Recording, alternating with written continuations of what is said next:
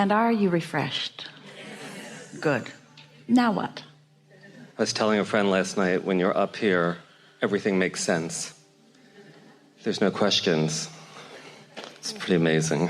Well, when you're in this room, it happens to you too, because you get calibrated to who you really are, and so your resistance isn't in the way of your understanding. And you can get back to it anytime. Just chill. So I've been listening to you for years, and your teachings and the law of attraction have definitely changed my life, no doubt. I listen to Abraham's words every day, every morning, throughout the day. While I totally understand and I get that it's about the journey and not so much the destination, you know, I have Abraham quotes all over my house. I really do understand the teachings. It feels good to desire something, though. We want you to have desires. And there's plenty of those. We just don't want you to trample them with doubt. So, to that point, and I assume everyone, would appreciate, you know, the very specific processes that you recommend. I have all of them kind of in piecemeal in the morning, getting up, enjoying the view out the window, you know. Well, here's the thing. What do I do? Listen. We've been giving to you here today the best explanation of what we would do if we were in your physical shoes. And here's why, and here's what we mean by that. You're in the midst of some momentum because you've been around and you've been thinking, and the law of attraction has been responding to you and is responding to you. And so there is momentum that is happening. It is your response to what is happening that is the predominant reason that you offer the vibrations that you do. If we were standing in your physical shoes, we would say to ourselves, I want to calibrate to what's becoming, not to what is. Because what is the enemy of future expansion. What is, your memories of things or your observations of things, are what hold you in slow motion or no motion. So we would begin to approach life more from the standpoint of, what can I do to calibrate to my vortex, and what can I do to not calibrate so much to what's going on around me? Now, it isn't that we don't think that there are nice things for you to observe. There are. We just want you to be more productive, selective sifters. In other words, don't spend time in conversations about the things that you do not want. Spend time in conversations about the things that you do want. So if you've been listening to us for a while, that message has always been the same. You get what you think about, you get what you speak about. It's attraction, attraction, attraction. But we also understand that sometimes you just can't help yourself, because there it is, so vivid. How can you not notice it, and how can you not respond to it? You can't. And in that situations, it's what we call a step one moment. When you are writhing in the discomfort of the unwanted, this is the part that we really want you to take home today. While you are calibrating to this thing that you do not want, you are also calibrating anew in your vortex. And if you could just understand that, so that you don't make what's happening, if you don't want it, a bad thing, you let it be a clarifying thing, so that you just relax more in this never-ending journey, and you just decide that it's more a fun journey than it isn't. It's a more feeling good journey than it isn't. And then just do your best to reach for the best feeling thoughts that you can find along the way, and get out ahead of it. That's the newest part of the message. Get out ahead of it by segment intending and by meditating. A belief is something that is a thought that almost feels like it thinks you, because it has momentum. So the best you can do is notice how this belief feels. And if it feels defeating, or if it feels unfair or unjust, then you've got to do something about changing the way you feel. And what's tripping most humans up is that you think, no, the injustice has to go away, and then I will not feel injustice. So I will get a whole bunch of people on my team and we will fight injustice. It doesn't work out very well, does it? The harder you push against the injustice, the more the injustice becomes. So what you finally have to decide is that you're going to step back and look at it from a broader point of view where there is no injustice. They're just people utilizing the law of attraction in different ways. And you can utilize it in a way that makes you have what you consider to be a better life for you. There's no magic formula. You just got to do the work. And the work is pay attention to how I feel. And if I don't feel good, take my attention away from whatever it is that isn't feeling good. But don't just take my attention away from it, then give my attention to the other end of the stick, what I've calibrated it to be.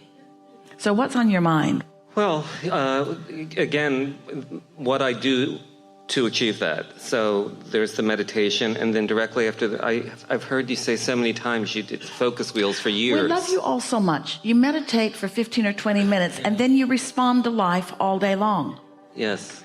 In other words, you watch television and you respond to it, and you talk to each other and you respond to it, and you go out to dinner and you respond to it. You're knee-jerk responding to almost everybody. You got to get out ahead of it. You got to stop responding, and you got to be better prepared before you walk into the room where you could respond.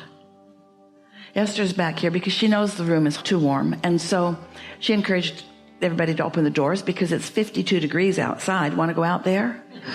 And so back here, there's a door that goes right to the outside, has a big sign on it that says, don't open it. It has an alarm. Well, turn off the alarm. Turn off the alarm. So they did. And then nice men, too little, too late. You may have seen them stick a big stick over to ascertain that there's no air coming out at all. The thermostat says it's working. Everything says it's working. It's not working.